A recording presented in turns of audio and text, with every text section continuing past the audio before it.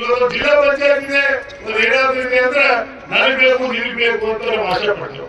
ಇವತ್ತು ರಾಹುಲ್ ಗಾಂಧೀಜಿಯವರು, ಸೋನಿಯಾ ಗಾಂಧೀಜಿಯವರು ಇವತ್ತು ಪ್ರಧಾನಮಂತ್ರಿ ಅಂತ ಉನ್ನತವಾದಂತ ಸ್ಥಾನಕ್ಕೂ ಕೂಡ ನಾವು ಬೇಡ, ಡಾಕ್ಟರ್ ಮನಮೋಹನ್ ಸಿಂಗ್ ಮಾಡಿ ಅವ್ರ ಆರ್ಥಿಕ ತಂದೆ 10 ವರ್ಷ ಇವತ್ತು ಅವ್ರಿಗೆ ಪ್ರಧಾನಮಂತ್ರಿ ಮಾಡಿದ್ರು. ಇವತ್ತು ಈ ಗಾಂಧಿ ಫ್ಯಾಮಿಲಿ ಇವತ್ತು ಏನಿದೆ ಅಂದ್ರೆ ಇವತ್ತು ದೇಶಕ್ಕಾಗಿ ತಾವೆಲ್ಲ ನೋಡಿ.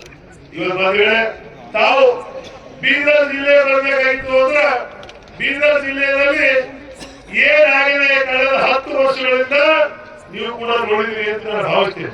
ಯಾಕಂದ್ರೆ ನಾನು ಹುಮ್ನಾಬಾದ್ ಕ್ಷೇತ್ರದಿಂದ 4 ಬಾರಿ ಶಾಸಕನಾಗಿ, ಮಂತ್ರಿಯಾಗಿ, ಹೈದರಾಬಾದ್ ಕರ್ನಾಟಕ ಬೋರ್ಡ್ ಅಧ್ಯಕ್ಷನಾಗಿ ಸೇವೆ ಮಾಡತಕ್ಕಂಥ ಅವಕಾಶ ಕೂಡ ನಾನು ಕ್ಷೇತ್ರ ಮಾಡಿದಂತೆ ಕೂಡ.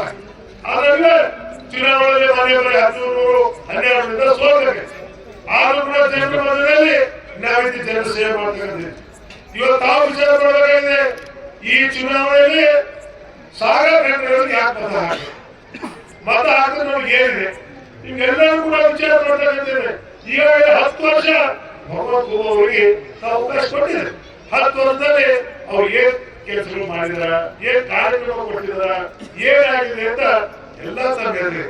ಇವತ್ತು 10 ವರ್ಷದಲ್ಲಿ ಅವ್ರು ಏನು ಮಾಡಿಲ್ಲ ಅಂತ ನನಗೆ ಅನಿಸ್ತಾ ಇದೆ. ತಮಗೂ ಕೂಡ ಗೊತ್ತಿದೆ ಅಂತ ನಾನು ಭಾವಿಸ್ತೀನಿ. ಯಾಕಂದ್ರೆ ಏನ್ ಬೇಕಾದ್ರೆ ನೋಡಿ, ಎಲ್ಲಿ ಕೂಡ ಅಂತ ಹೇಳತಕ್ಕಂಥ ಕೆಲಸ ಯಾವುದು ಆಗಿಲ್ಲ.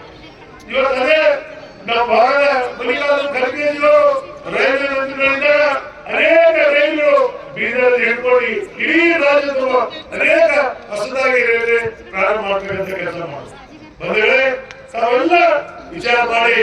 ಯಾಕಂದ್ರೆ ನಾನು 2023 ಹೇಳಿದೆ, ಒಂದು ಸಲ ಬಟನ್ ಹೊಡೆಯೋಕ್ಕಿಂತ ಮುಂಚೆ ನೀವು ಚಿಂತನೆ ಮಾಡಬೇಕು.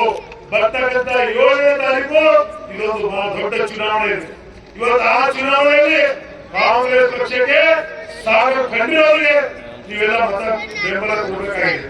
ಮತ ಬೆಂಬಲ ಕೊಟ್ಟಿದಾಗ ಈ ಬೀದರ್ ಜಿಲ್ಲೆಯಿಂದ ಇವತ್ತು ಹೊಸದಾಗಿ ಯುವಕ ಇವತ್ತೇನು ಬೀದರ್ ಜಿಲ್ಲೆಯಿಂದ ಒಬ್ಬ ಯುವಕ ಪಾರ್ಲಿಮೆಂಟ್ ಹೋಗ್ತಾ ಇದ್ದಾನೆ. ಇಡೀ ಪಾರ್ಲಿಮೆಂಟ್ ನಲ್ಲಿ ಒಬ್ಬ ಚಿಕ್ಕ ವಯಸ್ಸಿನಲ್ಲಿರ್ತಕ್ಕಂಥ ಸಾಗರ ಖಂಡಿತವರಿಗೆ ನೀವು ನಾವು ಕೂಡುಗಳಿದ್ರೆ ಒಂದು ಒಳ್ಳೆ ಮೆಸೇಜ್ ಹೋಗ್ತದ ಅಂತ ನಿಮ್ಮನ್ನ ವಿನಂತಿ ಮಾಡ್ತೀನಿ.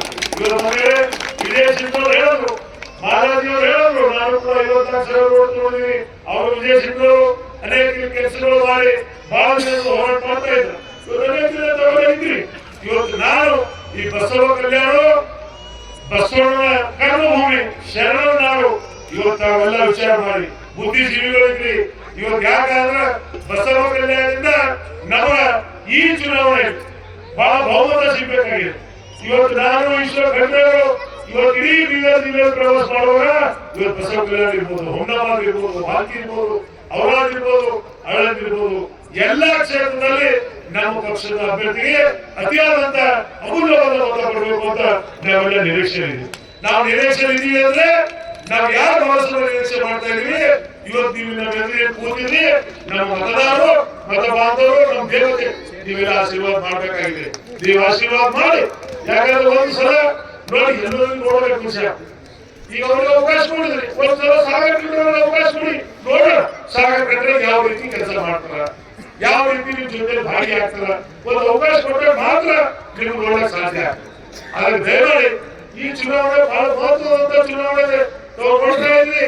ನಾನು ಕೂಡ ನಾನೇ ನಂದು ಚುನಾವಣೆ 7 ಚುನಾವಣೆ ನಾನು ಮಾಡಿದೆ.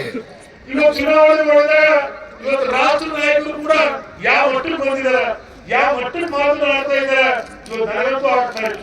ಇವತ್ತು ದೇಶದ ಪ್ರಧಾನಮಂತ್ರಿಜಿಯವರು ಅವ್ರು ಮಾತಾಡ್ತಕ್ಕಂಥ ನೋಡಿದ್ರೆ ನಿಜವಾದ ಒಂದು ಕಡೆ ಏನಪ್ಪ ಇದು ರಾಜಕೀಯ ಯಾವ ಪರಿಸ್ಥಿತಿ ಬಂತು ಇವತ್ತು ಅವ್ರು ನೋಡ್ತಾ ಇದ್ರಿ. ಇವತ್ತು ಅನೇಕ ಮಾಧ್ಯಮ ಮುಖಾಂತರ ಇವತ್ತೊಂಥರ ರಾಜಕೀಯದಲ್ಲಿ ಕೂಡ ಸಾಕಷ್ಟು ಇದಾಗಿದೆ. ಇವತ್ತು ಯಾಕೆ ಇದಾಗ್ತಾ ಇದೆ, ಇಡೀ